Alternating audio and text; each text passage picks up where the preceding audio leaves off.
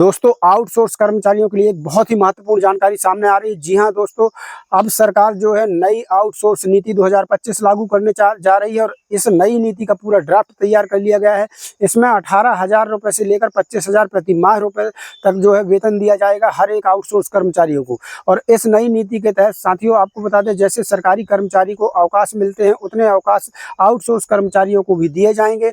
आपको बता दें इस नई नीति में अगर देखा जाए तो इसमें इंश्योरेंस वगैरह सबकी सुविधा है। 5 लाख रुपए तक का आउटसोर्स कर्मचारियों का इंश्योरेंस होगा। इसमें स्वास्थ्य बीमा भी है। और साथियों आपको यहाँ पर बता दें कि नियमितीकरण को लेकर इसमें बहुत ही अहम एक पॉइंट रखा गया है कि अगर कोई कर्मचारी 5 साल तक लगातार काम करेगा तो उसका नियमितीकरण भी इस नीति के तहत जो है वो किया जाएगा। ऐसे तमाम बहुत से फायदे हैं जो अभी तक आउटसोर्स कर्मचारियों को नहीं मिलते थे, वो सभी फायदे इस आउटसोर्स नीति पर जोड़े गए हैं। साथियों ये पूरा ड्राफ्ट आपको दिखाएंगे, क्या क्या फायदे हैं इसके, क्या नुकसान है, सब कुछ बताएंगे। लेकिन एक और महत्वपूर्ण जानकारी आई है साथियों, एक आदेश आया हुआ है। उस आदेश में साथियों इस प्रकार का आदेश है कि अगर जो बाउंड होता है जिसको हम कहते हैं, अगर कोई आउटसोर्स कर्मचारी नौकरी छोड़ता है तो उसको 3 लाख रुपए जुर्माने के तौर पर कंपनी को देने होंगे। तो ये कैसा आदेश है, ये पूरा आदेश आपको दिखाएंगे। इस आदेश का विरोध भी शुरू हो चुका है, तो चलिए ये आदेश भी दिखाते हैं। तो आज 2 बड़ी खबरें आपको आउटसोर्स कर्मचारियों को की जो है मिलेंगी। चलिए शुरू करते हैं वीडियो को लाइक ज़्यादा से ज़्यादा शेयर कर देना, चैनल को कर लेना सब्सक्राइब और बेल आइकन घंटी को जरूर दबा लेना। फेसबुक पेज को अगर फॉलो करना चाहते हैं तो वहाँ सबसे पहले खबरें मिलती है। लिंक वीडियो को डिस्क्रिप्शन में जाकर फॉलो कर लेना। चलिए चलते हैं वीडियो की तरफ, बताते हैं पूरी जानकारी।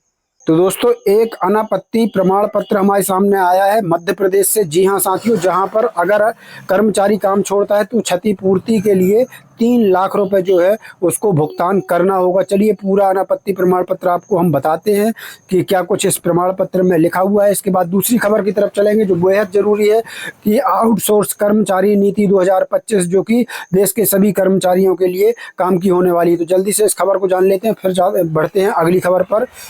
तो यहाँ पर देख लीजिए ये आदेश आया है, ये प्रमाण पत्र आया है साथियों, अनापत्ति प्रमाण पत्र है ये दिनांक 20/6/2025 को जो है आया हुआ है, यहाँ देख सकते हैं।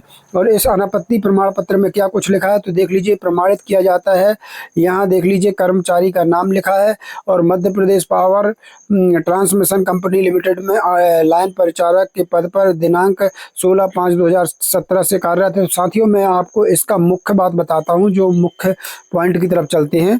तो यहाँ पर आप देख सकते हैं कि यहाँ पर लिखा है, यहाँ देख लीजिए, राज्य विद्युत मंडल की उत्तरवर्ती कंपनी या अन्य कहीं में होने उपरांत वह मध्य प्रदेश को यानी मध्य प्रदेश की एक कंपनी का नाम है लिमिटेड को छोड़ता है तो कार्मिक को उनके प्रशिक्षण पर होने वाले व्यय और उसकी क्षतिपूर्ति के लिए ₹3 लाख की राशि का भुगतान मध्य प्रदेश और यहाँ पर प्राइवेट ट्रांसमिशन कंपनी लिमिटेड को करना होगा। मतलब साथियों कि 3 लाख रुपए राशि का भुगतान करना होगा। इस अनापत्ति प्रमाण पत्र में लिखा हुआ है। आदेश में दस्तखत देख सकते हैं, अरविंद कुमार शर्मा, अधीक्षण अभियंता वृत्त मध्य प्रदेश, और कंपनी का नाम ग्वालियर से ये आदेश आया हुआ है। तो इस आदेश का अब विरोध हो रहा है। ये आदेश नहीं है, ये अनापत्ति प्रमाण पत्र है। तो इस अनापत्ति प्रमाण पत्र का, इस प्रकार के प्रमाण पत्रों का जो है अब कर्मचारियों के बीच में विरोध शुरू हो चुका है। चलिए दूसरी खबर की तरफ चलते हैं, मुख्य खबर की तरफ। तो यहाँ देख लीजिए ये खबर आई है जो कि पूरे देश के लिए है। तो यहाँ देख लीजिए, आप किसी भी स्टेट के कर्मचारी हैं सबके लिए ये खबर है। आउटसोर्सिंग कर्मचारियों के लिए बड़ी घोषणा, सैलरी और परमानेंट पॉलिसी पर खुशखबरी। 28 जून की ये खबर, बिल्कुल ताज़ा अपडेट आपको दिखाई जा रही है। यहाँ पर देख सकते हैं 28 जून 2025 की ये खबर सामने आ रही है। तो पूरी खबर जान लेते हैं। अगर साथियों ये खबर अगर सच है तो फिर आउटसोर्स कर्मचारियों की होने वाली है बल्ले बल्ले। तो चलिए क्या खबर निकल कर आ रही है वो पहले पूरी जान लेते हैं। तो यहाँ देख सकते हैं कि आज के समय में लाखों लोग सरकारी और प्राइवेट संस्थानों में आउटसोर्सिंग के जरिए काम कर रहे हैं। ऐसे कर्मचारियों को अक्सर कम वेतन, जॉब सिक्योरिटी की कमी और सामाजिक सुरक्षा सुविधाओं का अभाव झेलना पड़ता है। पिछले कुछ सालों में आउटसोर्सिंग कर्मचारियों की संख्या तेजी से बढ़ी है, लेकिन उनकी परेशानियां भी उतनी ही बढ़ी हैं। सरकार के पास भी लगातार इन कर्मचारियों की समस्याओं को लेकर शिकायतें आती रही हैं, खासकर सैलरी में देरी, ठेकेदार द्वारा वेतन काटना, पीएफ और ईएसआई का लाभ न मिलना और नौकरी की अस्थिरता सबसे बड़ी समस्या रही है। 2025 के, यहाँ देख लीजिए, ध्यान से देखिएगा, 2025 के बजट में सरकार ने आउटसोर्सिंग कर्मचारियों के लिए कई बड़ी घोषणाएं की हैं। इन बड़ी घोषणाओं में सैलरी बढ़ोतरी, जॉब सिक्योरिटी, परमानेंट पॉलिसी और सामाजिक सुरक्षा जैसे कई अहम बदलाव शामिल हैं। इन नई नीतियों से न सिर्फ कर्मचारियों की आर्थिक स्थिति मजबूत होगी, बल्कि उन्हें एक सम्मानजनक और सुरक्षित भविष्य भी मिलेगा। आइए जानते हैं क्या है ये नई घोषणाएं, कौन कौन से कर्मचारी होंगे लाभार्थी और इसका असली असर क्या होने वाला है, तो वो पूरा जान लेते हैं। तो यहाँ पर देख लीजिए, आउटसोर्सिंग एम्प्लॉय बिग अनाउंसमेंट 2025, यहाँ देख सकते हैं 2025 में सरकार ने आउटसोर्सिंग कर्मचारियों के हित में कई बड़े बदलाव किए हैं। अब आउटसोर्सिंग कर्मचारियों को न सिर्फ ज़्यादा वेतन मिलेगा, बल्कि उनकी नौकरी भी ज़्यादा सुरक्षित होगी। साथ ही परमानेंट पॉलिसी के तहत लंबे समय तक सेवा देने वाले कर्मचारियों की स्थायी नौकरी का भी मौका मिलेगा। नीचे दी गई जो इस टेबल है, इसमें हम आपको ओवरव्यू क्या है वो दिखा देते हैं। तो यहाँ देख लीजिए, ये जो नई नीति लागू होने जा रही है, तो इसका नाम क्या है? योजना का नाम आउटसोर्सिंग कर्मचारियों के लिए नई नीति 2025। न्यूनतम वेतन कितना होने वाला है? तो 18,000 से 25,000 रुपये प्रति माह। सैलरी भुगतान की तारीख, हर महीने की 5 या 7 तारीख तक आपकी सैलरी आएगी इस नीति के तहत। ओवर टाइम का भुगतान 48 घंटे से अधिक पर 1.5 गुना ज़्यादा वेतन मिलेगा। स्वास्थ्य बीमा 5 लाख रुपए तक का कवरेज है। पेंशन योजना, आपके मूल वेतन का 8% योगदान पेंशन में रहेगा, यानी आपको पेंशन भी मिलेगी। परमानेंट पॉलिसी को क्या है? तो 3 से 5 साल के बाद स्थायी नियुक्ति की संभावना इस नीति के तहत जो है वो होने वाली है। सामाजिक सुरक्षा लाभ, तो ईपीएफ और ईएसआई, ग्रेजुटी, मेडिकल इंश्योरेंस रहेगा। अवकाश, लीव 15 दिन सालाना, यानी 15 दिन सालाना का अवकाश भी आपको इस नीति के तहत मिलने वाला है। नई नीति के मुख्य फायदे क्या क्या होंगे वो देख लेते हैं। न्यूनतम वेतन में बढ़ोतरी, अब आउटसोर्सिंग कर्मचारियों को कम से कम 18,000 से 25,000 तक वेतन मिलेगा। सैलरी सीधे बैंक खाते में, वेतन सीधे कर्मचारी के खाते में जाएगा, जिससे ठेकेदार द्वारा कटौती और भ्रष्टाचार रुकेगा। समय पर वेतन, हर महीने की 5 या 7 तारीख तक वेतन मिलना अनिवार्य होगा। ओवर टाइम का लाभ, 48 घंटे से ज़्यादा काम करने पर ओवर टाइम मिलेगा, जो मूल वेतन का 1.5 गुना होगा। स्वास्थ्य बीमा, सभी कर्मचारियों को 5 लाख तक का हेल्थ इंश्योरेंस मिलेगा। पेंशन और ग्रेजुटी, ईपीएफ, ग्रेजुटी और पेंशन जैसी सुविधाएं मिलेगी। परमानेंट पॉलिसी, 3 से 5 साल तक लगातार सेवा देने वाले कर्मचारियों को स्थायी नौकरी का इसमें मौका मिलने वाला है इस नई नीति के तहत।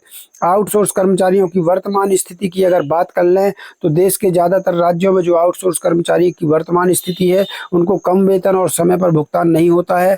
नौकरी की अस्थिरता, कभी भी नौकरी से निकाले जाने का डर हमेशा बना रहता है। सामाजिक सुरक्षा सुविधाओं का अभाव, ईपीएफ, ईएसआई जैसे इनमें त्रुटियां हैं।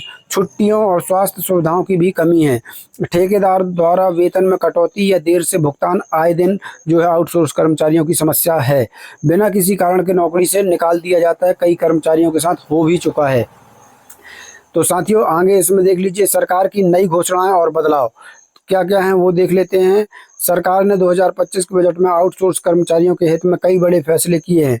न्यूनतम वेतन में वृद्धि, अब सभी आउटसोर्स कर्मचारियों को कम से कम 18,000 से 25,000 तक वेतन मिलेगा, जो पहले सिर्फ 8 से 16,000 था।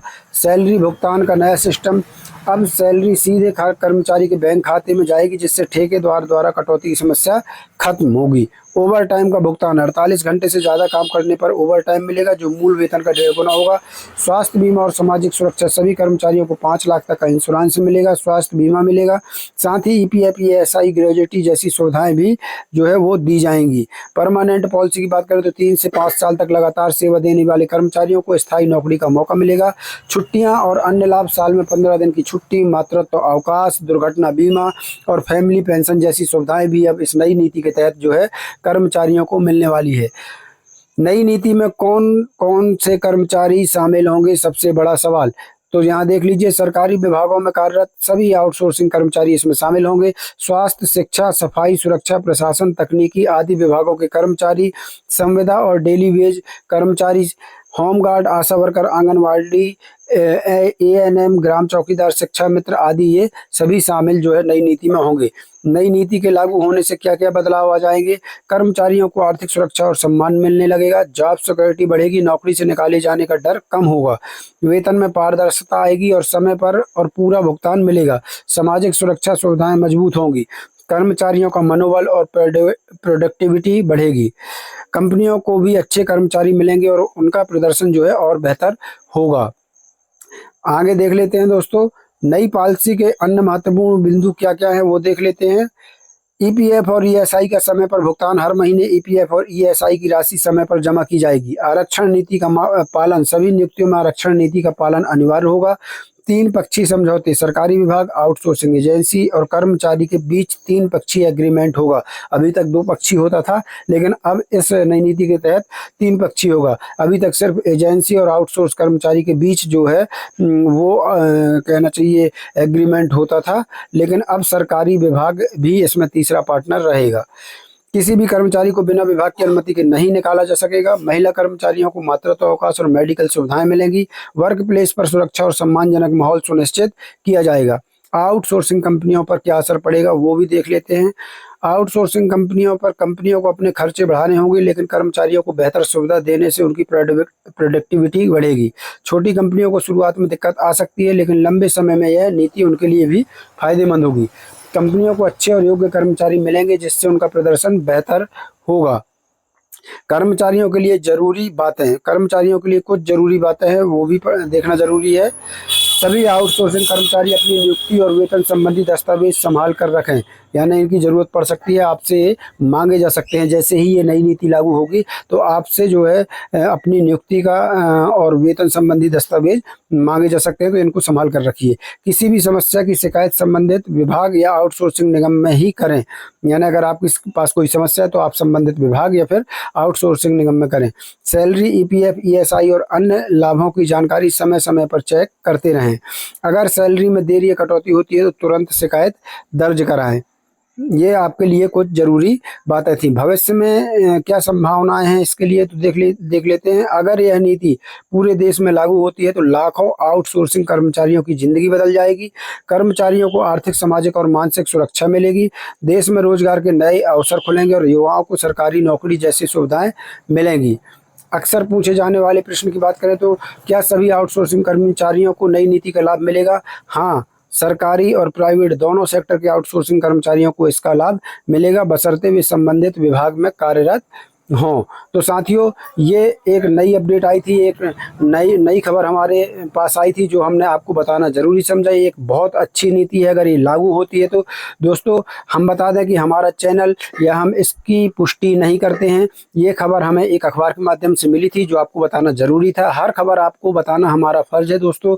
अगर मान लो ये नीति आती है भविष्य में, अगर देश में इस प्रकार की कोई आउटसोर्स 2025 नीति अगर लागू की जाती है तो कर्मचारी के लिए इससे अच्छा कुछ और नहीं हो सकता है। ये बहुत अच्छी योजना है और सरकार को इसको लागू करना चाहिए। साथियों, आपको क्या लगता है, क्या ऐसी कोई नीति आ सकती है, या फिर आपको लगता है कि ये खबर मात्र एक छलावा है और कुछ नहीं? अगर आपके हिसाब से क्या ये सुविधाएं कर्मचारियों को मिलनी चाहिए या नहीं मिलनी चाहिए?